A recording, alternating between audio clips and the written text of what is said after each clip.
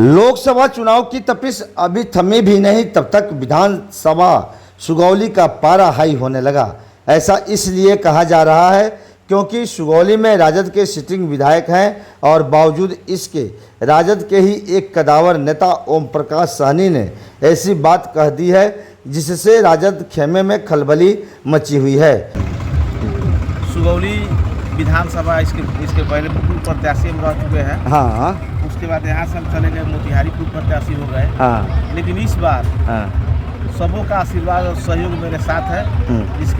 इसके चलते मैं फिर सुगौली विधानसभा से ही चुनाव लड़ूंगा।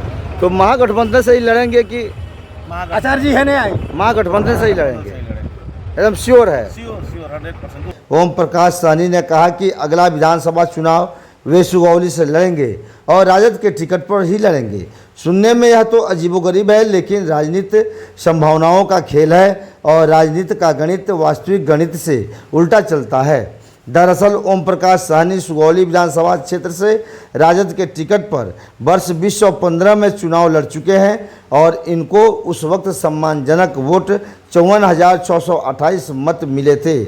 यह मत 35.13% होता है, लेकिन बीजेपी के रामचंद्र सहनी को 62,384 मत मिले और 40.12 मत प्राप्त कर वे विजयी हुए थे। लेकिन इसके बाद 2020 में हुए विधानसभा चुनाव में ओम प्रकाश सहनी मोतिहारी चले गए। इनकी जगह पर राजद से इंजीनियर शशि भूषण सिंह चुनाव लड़े और इनको 65,267 मत 38.26% मत प्राप्त हुए और इनकी जीत हुई। वहीं 2015 के विजेता रामचंद्र सहनी इस बार वीआईपी से चुनाव लड़े और 61,820 मत अर्थात 36.24% मत इनको मिले और ये दूसरे स्थान पर रहे।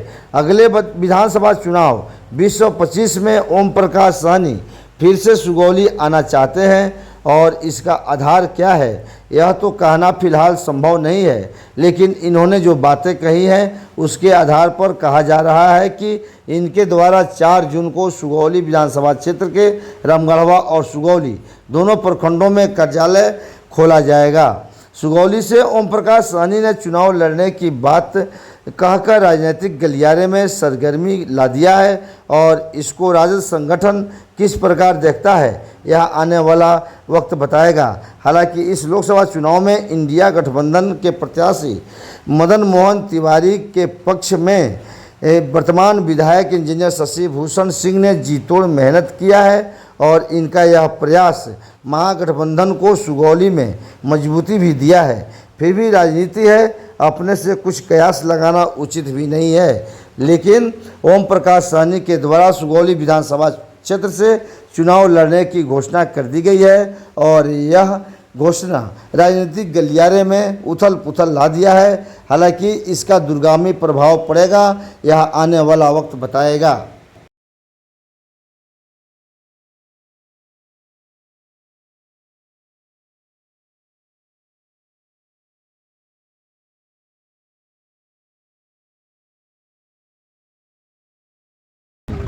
सुगौली विधानसभा इसके पहले पूर्व प्रत्याशी हम रह चुके हैं। हाँ, उसके बाद यहाँ से हम चले गए, मोतिहारी पूर्व प्रत्याशी हो गए। हाँ, लेकिन इस बार हाँ, सबों का आशीर्वाद और सहयोग मेरे साथ है।